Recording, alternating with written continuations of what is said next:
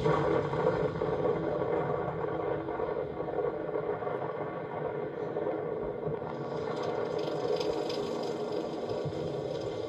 short time ago, an American airplane dropped one bomb on Hiroshima and destroyed its usefulness to the enemy.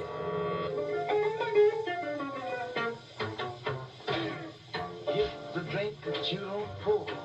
Now when you take one sip, you won't need any more. It's small as a beetle, or big as a wheel. Atomic cocktail. There was such delight in the bomb, the atomic bomb, and it had ended the war, and this would be our major weapon.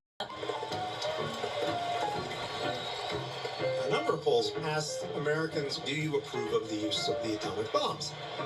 And the answer was, yeah. There was a small number of people who really wished that more atomic bombs could have been dropped on Japan. America's first impression about the bomb, no matter the news source, comes from press releases written by a single New York Times journalist working undercover for the War Department. I saw a world blow up in a burst of cosmic fire. And a new one, born from its ashes. A lot of the coverage was as if it was like a gigantic conventional bomb, just much more powerful than the ones that had been used before. There was very little written about the radiation. As long as we're talking about getting atomic rings in your cereal box or school mascots, we're not thinking about skin falling off of human beings. We're not thinking of could that happen to us in an arms race. As the U.S. and Soviet Union compete for nuclear supremacy, the Truman administration downplays the weapon's poisonous radioactive effects to shore up public support for the bomb. You want them to think that nuclear bombs are okay? A few journalists look beyond the propaganda to raise ethical concerns the government does not acknowledge. I felt staggered by what I'd seen.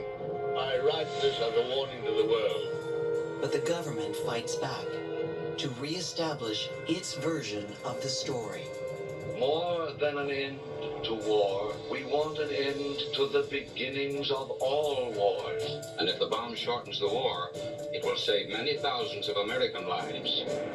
Bomb away! These initial narratives that get set up between 1945 and 1947, these are still the terms in which people by default talk about the atomic bomb, to the point where if you tell somebody this narrative, they'll say, right, that's the story, right? And in many ways, it's not true.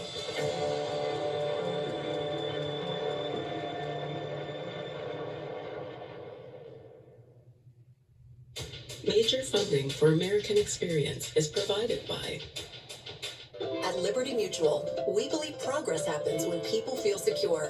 That's why we exist to help people embrace today and pursue tomorrow. Liberty, liberty, liberty, liberty. Liberty Mutual Insurance is a proud sponsor of American Experience. As an American-based supplier to the construction industry, Carlisle is committed to developing a diverse workplace that supports our employees' advancement into the next generation of leaders. From the manufacturing floor to the front office, learn more at carlisle.com. The power of inquiry, the joy of discovery.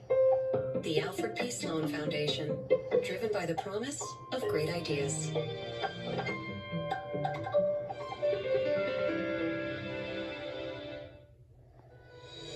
Funding for Bombshell is provided by the National Endowment for the Humanities. Democracy demands wisdom.